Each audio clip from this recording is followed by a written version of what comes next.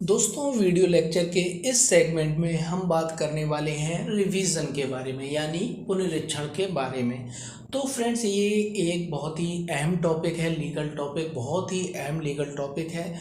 तो फ्रेंड्स, हमें ये पता होना चाहिए कि रिवीजन पुनरीक्षण क्या होता है, और यदि आप एक एडवोकेट हैं तो आपके लिए ये जानना बहुत ज़रूरी है। Because without knowing this topic you are not a complete advocate, you are not a complete advocate. तो फ्रेंड्स, ये बहुत ही अहम टॉपिक है, तो आपको ये पता होना चाहिए। तो फ्रेंड्स, हम शुरू करते हैं हमारा वीडियो। लास्ट तक ये वीडियो देखिए और हमारे चैनल को सब्सक्राइब कर लीजिए, जिससे कि आने वाले वीडियो का आपको नोटिफिकेशन मिल सके। तो फ्रेंड्स, आप सबसे पहले हम जानते हैं कि what is the object and scope of the revision. तो जो रिवीजन है ये भी एक रिव्यू प्रोसीजर है, ये भी एक रिव्यू प्रोसीजर के अंतर्गत अपील आती है, रिव्यू पिटीशन आती है, रिवीजन आता है। ये सब क्या है? रिव्यू प्रोसीजर है। तो ये भी एक रिव्यू प्रोसीजर है। तो फ्रेंड, जैसा कि हमने अपील में पिछले सेक्शन 29 में पिछले चैप्टर 29 में, जो कि सेक्शन 372 से 394 था, अपील का चैप्टर, उसमें हमने ये देखा था कि जो अपील का जो पर्पस था वैसा ही पर्पस इसमें रिवीजन का पर्पस है। मतलब कि जो कोर्ट से मिस्टेक हो जाती है, कोर्ट के जो डिसीजन में उससे मिस्टेक हो जाती है, उसको करेक्ट करना, उसको अल्टरेशन करना, यही पर्पस क्या था? ये पर्पस था अपील का। ऐसा ही पर्पस है रिवीजन का। तो फ्रेंड्स, दोनों का पर्पस लगभग एक जैसा ही है। क्या करना? कोर्ट की मिस्टेक को करेक्ट करना या उसमें अल्टरेशन करना। तो फ्रेंड्स, आप समझ गए होंगे कि रिवीजन क्यों किया जाता है। रिवीजन किया जाता है मिसकैरेज ऑफ जस्टिस को रोकने के लिए। जैसे कि अपील भी की जाती थी मिसकैरेज ऑफ जस्टिस को रोकने के लिए। मतलब जो न्याय है उसको बनाए रखना, जो न्याय का जो खात्मा हो सकता है उसको रोकना।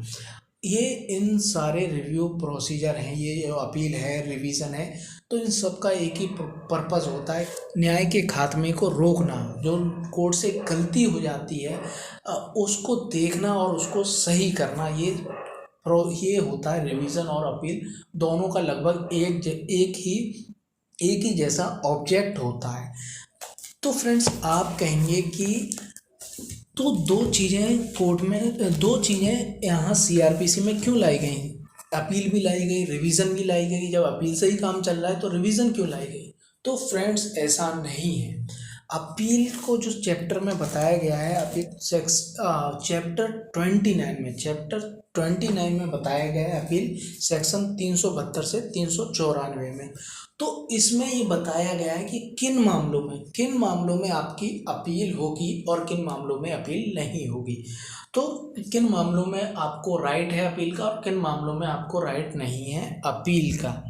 तो फ्रेंड्स, जिन मामलों में आपको राइट है अपील का, तो वहाँ पर आप रिवीजन फाइल नहीं कर सकते, आप रिवीजन एप्लीकेशन नहीं लगा सकते।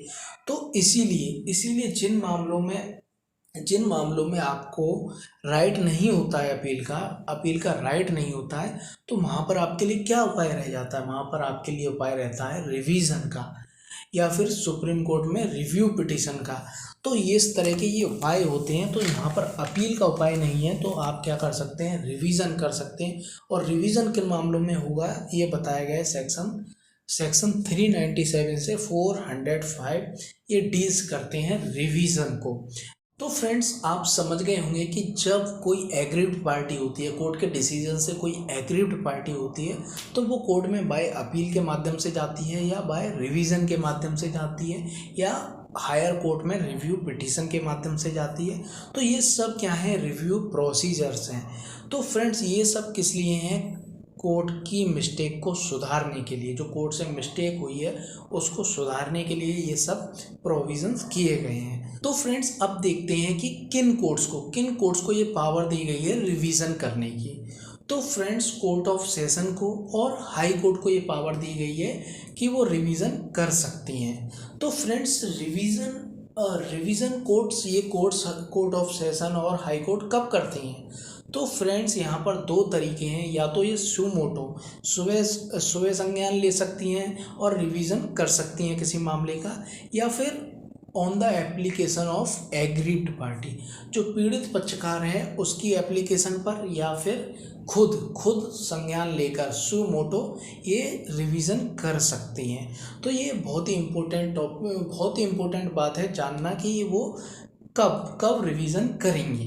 तो फ्रेंड्स जनरली क्या होता है, जो प्रैक्टिकल में ज़्यादातर हम कह सकते हैं 90% 99% मामलों में ये होता है कि कोर्ट क्या करती है, court on the application of aggrieved party revision करती है। तो फ्रेंड्स अब हम आगे देखते हैं।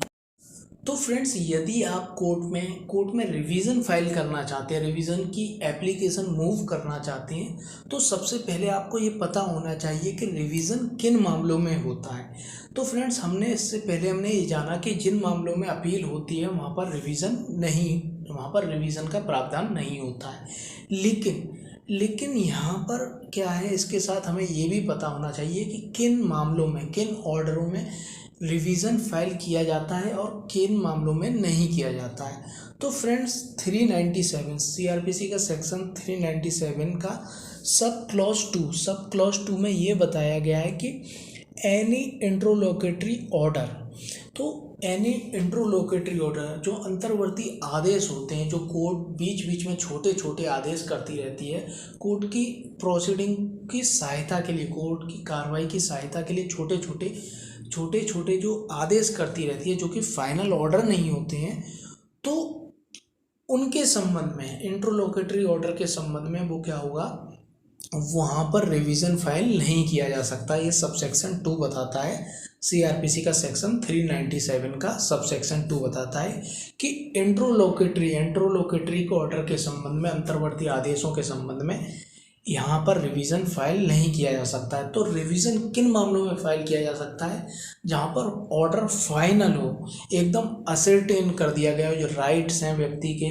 जो भी है वो एकदम असर्टेन कर दिया गया और उस कोर्ट के द्वारा उसमें और कुछ करना बाकी ना रह गया हो। तो ये होता है, ये इस तरीके से आपको ये पता होना चाहिए कि किन मामलों में रिवीजन फाइल करना है और किन मामलों में फाइल नहीं करना है। तो 397 का सब क्लॉज 2 बहुत ही ज़्यादा इम्पोर्टेंट है। तो इसके संबंध में एक महत्वपूर्ण केस है, ये केस है Tejveer versus state of Haryana 2008, Tejveer versus state of Haryana. तो फ्रेंड्स इसमें ये बताया गया कि कोर्ट जो टेकिंग कॉग्निजेंस, जो अपराध का संज्ञान लेती है, वो क्या है, वो फाइनल ऑर्डर है, नॉट अ इंट्रोलोकेटरी ऑर्डर, ये बताया गया। तो फ्रेंड्स इससे पहले ये कन्फ्यूज़न था कि जो कोर्ट टेकिंग कॉग्निजेंस लेती है, जो 202 के बैन के बाद जो अपराध का संज्ञान लेती है, वो क्या रिविजनेबल है या नहीं है। तो यहाँ पर ये बताया गया है ये फाइनल ऑर्डर है, और यदि ये फाइनल ऑर्डर है तो आप कह सकते हैं it may be revisionable by high court और बाय सेशन कोर्ट। तो ये फाइनल ऑर्डर है, इसीलिए इसका रिवीजन हो सकता है इन कोर्टों के माध्यम से, कोर्ट ऑफ सेशन या फिर हाई कोर्ट के माध्यम से ये हो सकता है। और इसमें आगे ये बताया गया कि जो चार्ज फ्रेम है, जो कोर्ट के द्वारा चार्ज फ्रेम किए जाते हैं, वो क्या है, इंट्रोलोकेटरी ऑर्डर है, वो इंट्रोलोकेटरी ऑर्डर है, और उसके संबंध में क्या रिवीजन फाइल नहीं हो सकता है। 397 के अंतर्गत रिवीजन फाइल नहीं किया जा सकता है। तो फ्रेंड्स ये बहुत ही इम्पोर्टेंट केस है, क्योंकि हम जानते हैं कि 202 में जब कोर्ट कॉग्निजेंस नहीं लेती है या कॉग्निजेंस ले लेती है 202 के बाद तो यहाँ पर रिवीजन फाइल किया जाता है। आप जानते हैं, if you are an advocate you know very well. तो फ्रेंड्स यहाँ पर आप यहाँ से ये चीज़ और ज़्यादा क्लियर हो जाती है यदि आप प्रैक्टिस कर रहे हैं। और आप जानते हैं कि चार्ज के संबंध में आपने कभी नहीं देखा होगा कि चार्ज के संबंध में कोर्ट में कभी रिवीजन फाइल किया गया हो। तो फ्रेंड्स ये जानना भी बहुत महत्वपूर्ण है। एक और महत्वपूर्ण बात जो कि मैं बताने जा रहा हूँ, एक महत्वपूर्ण बात कि जो बेल होती है, जो बेल रिजेक्ट कर दी जाती है या अलाउ कर दी जाती है, तो उससे जो एग्रीव्ड पार्टी है वो भी इसमें रिवीजन में नहीं जा सकता, क्योंकि वो क्या है, इंट्रोलोकेटरी ऑर्डर है, वो एक अंतर्वर्ती आदेश है, मध्यवर्ती आदेश है। तो उसके संबंध में भी व्यक्ति क्या वो रिवीजन में नहीं जा सकता। तो फ्रेंड्स, इसी के साथ हम देख लेते हैं इंट्रोलोकेटरी ऑर्डर के सम एग्जाम्पल।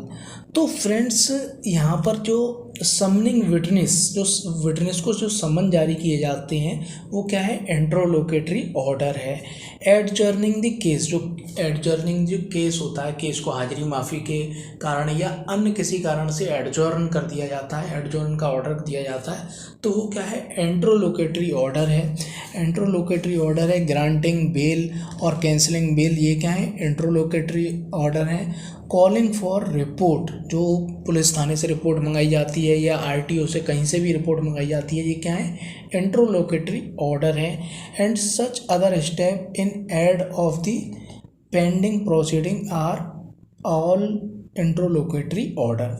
तो कोर्ट की जो कार्रवाई में अन्य जो कोर्ट में सहायता के लिए छोटे छोटे ऑर्डर किए जाते हैं, ये सब क्या है, इंट्रोलोकेटरी ऑर्डर है। ये क्या कर रहे हैं, जो कोर्ट जो डिसीजन लेगी, जो फाइनल जो ट्रायल होगा, जो डिसीजन आएगा, उसकी मदद के लिए छोटे छोटे ऑर्डर देना जरूरी है। रिपोर्ट मंगाना, दूसरे किसी विटनेस को बुलाना, रिपोर्ट मंगाना थाने से या आरटीओ से, कहीं से मेडिकल साइंस से, तो ये रिपोर्ट मंगाना, फॉरेंसिक रिपोर्ट मंगाना, ये सब क्या है, इंट्रोलोकेटरी ऑर्डर है। तो फ्रेंड्स, इनके अगेंस्ट क्या है, रिवीजन फाइल नहीं किया जा सकता है, इनके अगेंस्ट रिवीजन फाइल नहीं किया जा सकता है।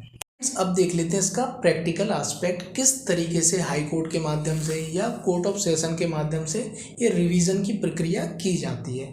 तो फ्रेंड्स, हमने पहले जाना कि सुयो मोटो के द्वारा कोर्ट अपने आप संज्ञान लेकर या फिर एप्लीकेशन ऑफ रिवीजन की एप्लीकेशन कोई मूव करता है, तो उसके आधार पर कोर्ट क्या करती है, रिवीजन करती है। तो रिवीजन जब कोर्ट करेगी तो सबसे पहले उसे क्या ज़रूरत पड़ेगी, डॉक्यूमेंट्स की। जो उससे निचली अदालत है, उससे जो इन्फीरियर कोर्ट है, उसकी जो ज्यूरिडिक्शन में उन्होंने जो ऑर्डर पास किया उससे संबंधित सारे रिकॉर्ड्स की ज़रूरत पड़ेगी। तो कोर्ट क्या करेगी, सबसे पहले रिकॉर्ड्स मंगाएगी। यही 397 में बताया गया है। सेक्शन 397 के सब क्लॉज फर्स्ट में भी यही लिखा है कि हाई कोर्ट या कोर्ट ऑफ सेशन क्या करेगी, उन कोर्टों से, जिन कोर्टों के आदेश के संबंध में रिवीजन फाइल किया गया है, मतलब उससे जो निचली अदालतें हैं वहाँ से वो रिकॉर्ड मंगाएगी, क्योंकि बिना रिकॉर्ड को चेक किए, उनका एग्जामिन करे, वो किस तरीके से रिवीजन फाइल किया गया है उस पर अपना ऑर्डर देगी कि रिवीजन अलाउ हुआ है या नहीं अलाउ हुआ है। वो तो उसको एग्जामिन करना ज़रूरी है, उसके संबंधित सारे रिकॉर्ड्स को एग्जामिन करना ज़रूरी है। इसलिए कोर्ट ऑफ सेशन या हाई कोर्ट उस न्यायालय से जिस कोर्ट के आदेश के अगेंस्ट रिवीजन फाइल किया गया है वहाँ से रिकॉर्ड मंगवाती है और उसका क्या करती है, एग्जामिनेशन करती है।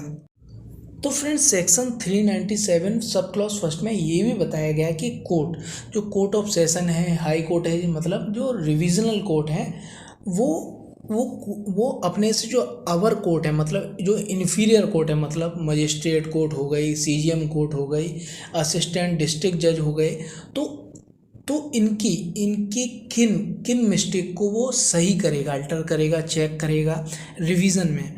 तो रिवीजन में वो इनकी किन मिस्टेक को चेक करेगा, तो वो चेक करेगा उसकी करेक्टनेस को, जो उसने फाइनल ऑर्डर दिया है उसकी करेक्टनेस को चेक करेगा, उसकी लीगलिटी कि उसने जो ऑर्डर दिया है वो वैध आधारों पर दिया गया है या नहीं दिया है, तो उसकी लीगलिटी को चेक करेगा, और प्रॉपर्टी, औचित्य, क्या ये औचित्य है या नहीं, ये चेक करेगा। इसके बारे में वो अपना समाधान करेगा और उसी के आधार पर रिवीजन का अपना ऑर्डर देगा। तो फ्रेंड्स, आप समझ गए होंगे कि किस तरीके से ये रिवीजन की कार्रवाई होती है। तो कोर्ट ऑफ सेशन के द्वारा होती है, हाई कोर्ट के द्वारा होती है। ये दोनों कोर्ट को यहाँ पर रिविजनल कोर्ट माना गया है। और ये अपने से अवर कोर्ट, जो इन्फीरियर कोर्ट है, इनकी इन्फीरियर कोर्ट कौन है, मजिस्ट्रेट कोर्ट्स हैं जो थाने वाइज होती हैं, मजिस्ट्रेट कोर्ट्स या सीजीएम कोर्ट या असिस्टेंट डिस्ट्रिक्ट जज, यहाँ तक की कोर्ट क्या होती हैं, ये इनके अवर न्यायालय होते हैं, एडिशनल डिस्ट्रिक्ट जज ये। तो फ्रेंड्स जो हाई कोर्ट की जो इन्फीरियर कोर्ट होती हैं वो तो आप जानते ही हैं क्या होती हैं, सेशन कोर्ट होती हैं। उससे नीचे की जो कोर्ट होती हैं, magistrate court, ADJ court, assistant district जज, तो ये सब हाई कोर्ट से निचली अदालतें होती हैं, अवर न्यायालय होती हैं। फ्रेंड्स ये होती हैं इन्फीरियर कोर्ट, ये भी आपको पता होना चाहिए। तो फ्रेंड्स आप समझ गए होंगे रिवीजन किस प्रकार होता है। तो रिवीजन या तो सुमोटो कोर्ट अपने आप ले सकती हैं रिविजनल कोर्ट, या फिर एग्रीव्ड पार्टी की एप्लीकेशन मूव करने पर ले सकती हैं। तो फ्रेंड्स एक बार हम नज़र और डाल लेते हैं। तो फर्स्ट पॉइंट हमारा था, in case where an appeal lie but no appeal is brought ordinary no proceeding by way of revision shall be entertained at the instance of the party who could have appeal. तो जहाँ पर appeal का provisions है और जो aggrieved party है जो appeal कर सकती थी और उसने अपील नहीं की, तो यहाँ पर उसको रिवीजन करने का अधिकार नहीं है। ऐसे मामलों में जहाँ उसे अपील का अधिकार है, उसने अपील नहीं की, तो यहाँ पर उसको रिवीजन का अधिकार नहीं है। सेकंड पॉइंट कहता है, the revisional power are not exercisable in relation to any interlocutory order passed in any appeal, inquiry और ट्रायल। तो यहाँ पर जो बात हो रही है वो हमने बात की सेक्शन 397 के सब क्लॉज 2 में बात की गई है कि इंट्रोलोकेटरी ऑर्डर के संबंध में रिवीजन फाइल नहीं किया जा सकता है। और जो रिवीजन यहाँ पर केवल ट्रायल कोर्ट के ऑर्डर के बारे में ही नहीं किया जाएगा, तो मतलब कि जो ट्रायल कोर्ट ने जो फाइनल ऑर्डर पास किया है केवल वहीं तक सीमित नहीं है। ये अपीली कोर्ट में भी जो फाइनल ऑर्डर पास किया है उसका भी रिवीजन किया जा सकता है, और अदर प्रोसीडिंग और यहाँ पर बात की गई है ट्रायल, अपील, इंक्वायरी और ट्रायल। तो यहाँ पर इन सबों के संबंध में जो भी इन सभी प्रोसीडिंग में जो भी फाइनल ऑर्डर पास किया गया है उसके संबंध में रिवीजन किया जा सकता है, बेशर्ते वहाँ पर अपील का प्रोविज़न ना हो और वो फाइनल ऑर्डर हो, not a interlocutory order. Third हमारी कंडीशन आ जाती है, थर्ड हमारा जो है, the court exercising revisional power is not authorise to convert a finding of the acquittal into one of the conviction. तो यहाँ रिविजनल पावर की कोर्ट, जो रिवीजन कोर्ट कर रही है हाई कोर्ट या सेशन कोर्ट, उसकी ये पावर नहीं है कि वो रिवीजन के अंतर्गत जो रिवीजन और किसी कोर्ट और किसी सेक्शन के प्रोविजन के अंतर्गत कर सकती है, हाई कोर्ट कर सकती है। सेक्शन 482 उसकी जो इनहेरिएंट पावर है उसमें वो कर सकती है, लेकिन इसमें वो नहीं कर सकती है। यदि व्यक्ति को एक्यूटल किया गया है तो उसको रिविजनल पावर के अंतर्गत उसे कन्विक्ट नहीं कर सकती है, ये केसों में बताया गया है। और D, a person is allowed to file only one application for revision either to high court of session और हाई कोर्ट। तो फ्रेंड्स आप देखते होंगे कि कोर्ट में ज़्यादातर लोग रिवीजन फाइल नहीं करते हैं, और वो फाइल नहीं करते हैं, वो सोचते हैं यदि हमने यहाँ रिवीजन फाइल कर दिया तो हम हाई कोर्ट में पास नहीं कर पाएंगे। तो फ्रेंड्स ये सेक्शन 397 में बताया गया है, आपको किसी एक कोर्ट में रिवीजन फाइल करना है। यदि आप एग्रीव्ड पार्टी हैं और आपने कोर्ट ऑफ सेशन में रिवीजन फाइल कर दिया तो आप हाई कोर्ट में अपना राइट खो देंगे रिवीजन की एप्लीकेशन फाइल करने का। तो यहाँ पर आप किसी भी एक कोर्ट में रिवीजन फाइल कर सकते हैं। ऐसा नहीं है कि पहले आप कोर्ट ऑफ सेशन में फाइल करें, वहाँ से रिजेक्ट हो जाए तो फिर उसके अगेंस्ट रिवीजन फाइल करें हाई कोर्ट में, तो ऐसा नहीं है। तो फ्रेंड्स यहाँ पर हम और देख लेते हैं कुछ। तो यहाँ पर जो इन्फीरियर कोर्ट हैं, इन्फीरियर मजिस्ट्रेट हैं, तो यहाँ पर केवल जुडिशियल मजिस्ट्रेट की बात नहीं हो रही। यहाँ पर जो एग्जीक्यूटिव मजिस्ट्रेट हैं, जैसे कि किसी एग्जीक्यूटिव मजिस्ट्रेट ने 145 CRPC 145 प्रॉपर्टीज़ के यूज़ के संबंध में कोई विवाद हो जाता है, वहाँ पर कोई ऑर्डर करती है तो वहाँ पर उसका रिवीजन फाइल हो सकता है, किया जा सकता है कोर्ट ऑफ सेशन में।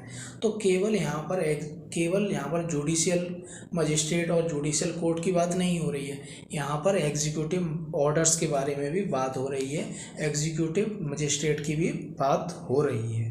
तो फ्रेंड्स इसी के साथ हम ये भी जान लेते हैं जो 156(3) आप जानते ही हैं, जब थाने पे एफआईआर दर्ज नहीं की जाती है, एसएसपी के माध्यम से एफआईआर दर्ज नहीं की जाती है, तो व्यक्ति क्या करता है, कोर्ट के माध्यम से 156(3) की एप्लीकेशन 156 सब क्लॉज 3 के अंतर्गत क्या देता है, एप्लीकेशन मूव करता है कि हमारी कहीं पर भी सुनवाई नहीं हो रही है और मामला दर्ज किया जाए, इन्वेस्टिगेशन का ऑर्डर किया जाए। कोर्ट के माध्यम से पुलिस को ऑर्डर करवाते हैं इन्वेस्टिगेशन के लिए। तो वहाँ भी जो ऑर्डर होता है वो भी रिविजनल होता है, यदि वो रिजेक्ट हो जाता है तो उसका रिवीजन फाइल किया जा सकता है। तो आपकी यदि एप्लीकेशन 156(3) अलाउ नहीं होती है, वहाँ पर ऑर्डर पास नहीं होता है, तो आप उसका कोर्ट ऑफ सेशन में या हाई कोर्ट में उसका रिवीजन फाइल कर सकते हैं। तो फ्रेंड्स ये था हमारा पूरा टॉपिक, लीगल टॉपिक रिवीजन के बारे में। तो फ्रेंड्स आपको ये हमारा ये वीडियो कैसा लगा हमें कमेंट करके बताइए और हमारे यूट्यूब चैनल को सब्सक्राइब कर लीजिए और बेल बटन को प्रेस कर दीजिए, जिससे कि हमारे आने वाली वीडियो का आपको नोटिफिकेशन मिलता रहे। तो friends thank you very much.